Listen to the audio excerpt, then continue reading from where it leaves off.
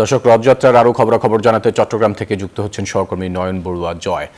জয়, রথযাত্রা কি শুরু হয়েছে কিনা, আর যদি শুরু হয়ে থাকে এই মুহূর্তে কোথায় অবস্থান করছে, আর কি আনুষ্ঠানিকতা চলছে, সব মিলে একটু জানান আমাদেরকে।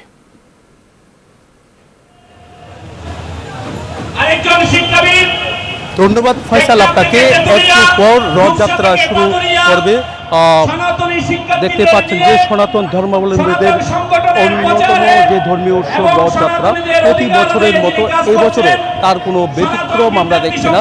তো প্রবর্তক মোড় সহ চট্টগ্রামের 3টি জায়গা থেকে এই রথযাত্রা শুরু হবে।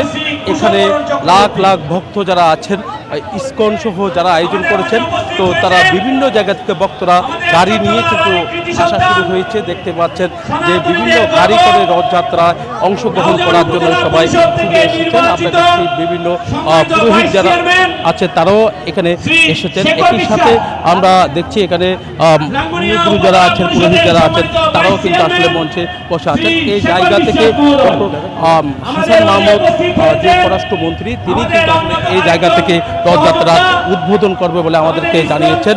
আমরা একটু কথা বলতে চাচ্ছি যে আজকের এই রথযাত্রাটি কোন জায়গা থেকে শুরু?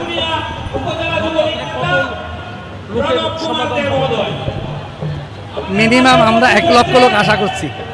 আমরা আশা করছি আজকে 1 লক্ষ লোক আমাদের এই রথে যোগদান করবেন, এবং অলরেডি 30,000 লোকের খাবার আমরা আয়োজন করেছি। তো এই ছিল আমার এখানকার সর্বশেষ। ফিরে যাচ্ছে স্টুডিওতে ফয়সালের কাছে। জয়, আপনাকে ধন্যবাদ আমাদের সাথে যুক্ত হওয়ার জন্য।